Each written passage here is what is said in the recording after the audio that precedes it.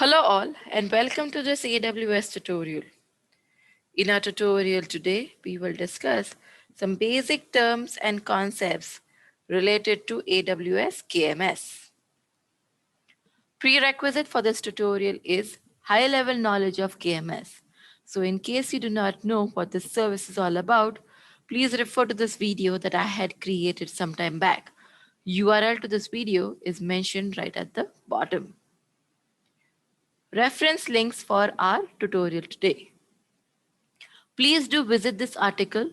This article basically talks in detail about the key terms and concepts for KMS. Now, mind you, this article is significantly long. It's a lengthy article, but if you manage to survive and get through it, right, or read it in intervals, it can actually give you and provide you with a wealth of information, right? In fact, I have it open right here. So this is the article. As you see, it's significantly lengthy, right? You can figure that out from the scroll bar, but it basically talks about the terms and the concepts of KMS. And you don't need to read through the whole thing. If there is a specific term or a concept that you would like to double click more on, or you would want to gather more information on, just directly, go to that particular topic and just read that particular piece, right? Anyways, I'm going to cover some of the basic terms and concepts right now during this particular tutorial. Okay, so let us begin. We are going to begin this discussion with Customer Master Key or CMK. Now, KMS is a key management service, and of course, the primary resource, as the name suggests, is that it is going to manage keys, right? So CMKs are the primary resource that AWS KMS has. And there are three types of CMKs that KMS supports. First is customer managed, AWS managed, and AWS owned. Now we will double click into each one of these. So just hang in there. Okay. Now KMS supports symmetric and asymmetric CMKs. Now, if you don't know the difference between a symmetric key and an asymmetric key, please go ahead and Google it. But at a very high level, if I have to explain this to you, a symmetric key essentially is just one key, right? So you have one single key that is used to encrypt and, and decrypt. When we say we have asymmetric CMKs, that means we are essentially talking about two keys, like as in a key pair, right? So there is a public key and there is a private key, and public key and this public key and private key is basically used to encrypt and decrypt the data. Okay. Now, CMK basically includes or has a lot of metadata like the key ID, creation date, description, key state, etc., etc. Okay, so now let's go ahead and double click on each type of CMK. The first one that we have is customer managed CMK. Now, as the name suggests, is managed by the customer. So essentially, you create, own, and manage these CMKs. And yes, there is a monthly fee that is incurred if you exceed your free tier quota. Similarly, you have AWS managed CMK. Again, the name is self-explanatory, right? It says that it is managed by AWS. So it's created, managed, and used on your behalf by an AWS service.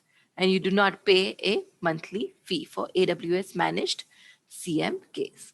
And finally, we have something called as AWS owned CMKs. Now, these are the CMKs that are owned by an AWS service, okay, and that service manages it is CMK as well. The difference over here is that AWS owned CMKs are used across multiple AWS accounts.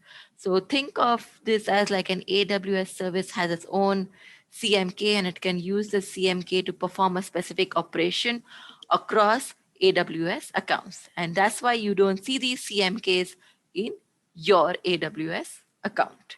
So I hope, guys, that this is clear. Next, data keys. Now the name again is, self-explanatory, like you can figure it out, like data and key. So it's a key that is used to encrypt data, right? So basically you can create and generate these data keys leveraging your CMKs, and then you can encrypt and decrypt these data keys. So KMS does not store, manage, or track your data keys, right? You have to do that outside of AWS KMS. So this picture right here, talks about the very same thing. So you have your CMK right here, correct? You use an algorithm to generate your data key. Now this is a plain text data key. That means anybody can basically see it or use it. But if you want, you can basically encrypt your data key. If you want an encrypted data key, you can use either this CMK or another CMK, right, to encrypt your data key.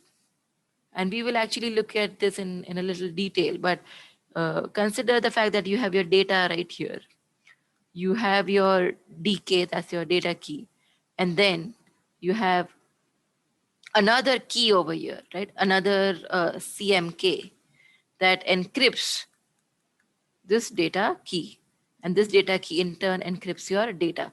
So it's like a double layer of protection. So this encrypts this and this encrypts this. This is possible.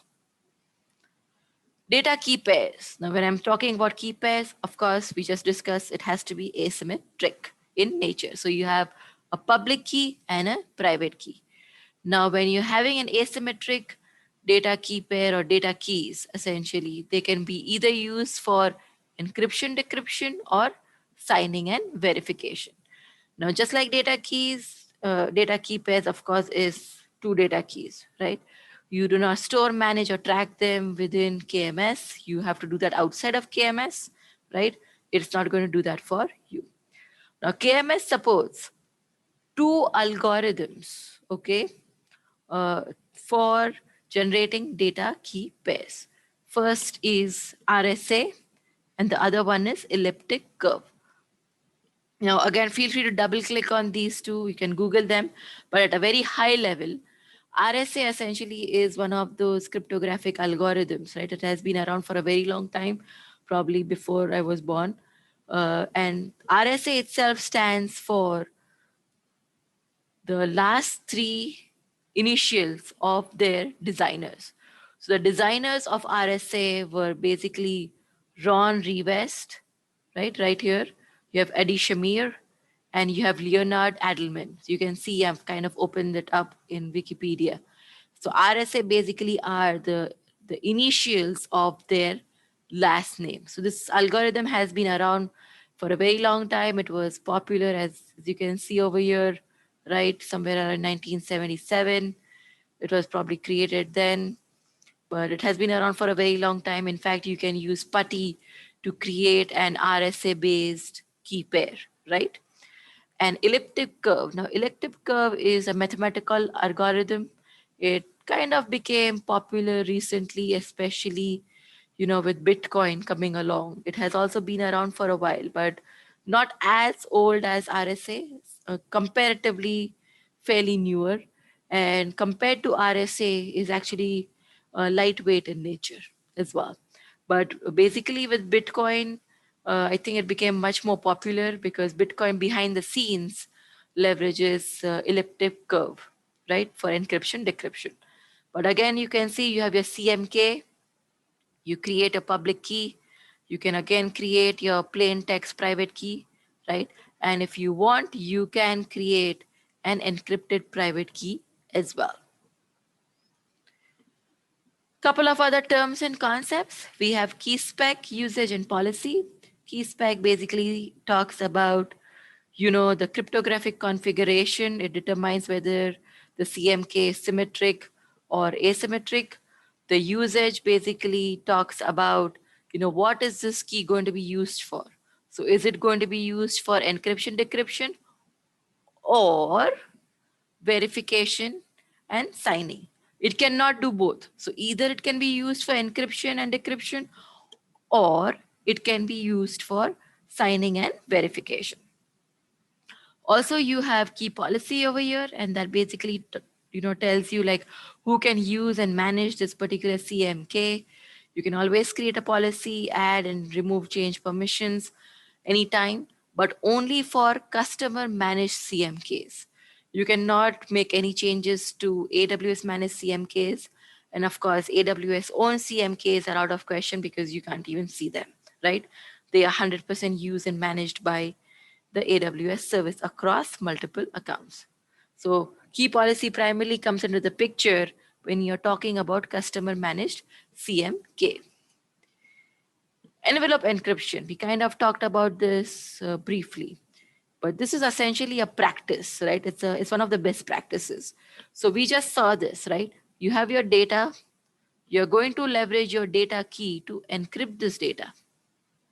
And then you are going to leverage a master key, that is another CMK, to encrypt your data key.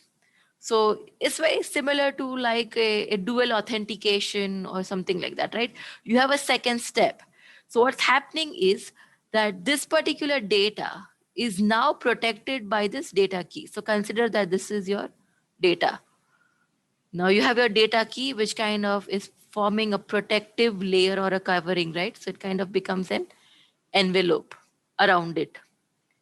And now you have another master key. Let's say if I put this envelope in another bigger envelope or a package, right? There's another layer of protection around it. That's what they are talking about. And that's why it's called as envelope encryption.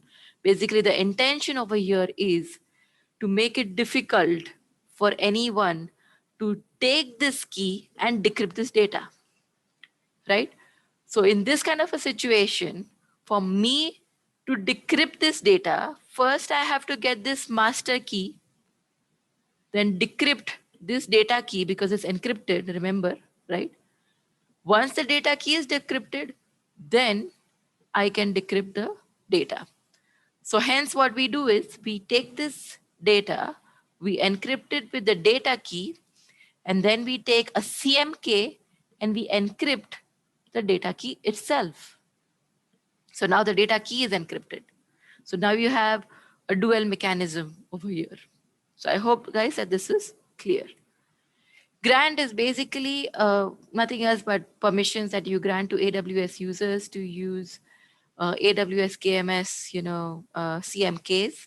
And these are temporary permissions. You can easily grant or revoke these permissions. So guys, I hope that this particular tutorial was helpful, right? As I mentioned earlier, if any concept is not clear, feel free to pick up that concept and double click on that, go back to that article.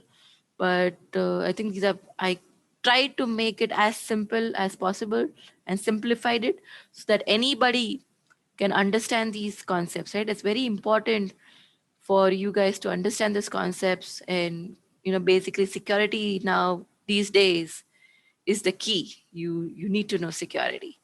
So guys, do refer to that article, do revisit these concepts. This is it from me today. I will see you shortly in some other video. Till then, take care. Bye bye.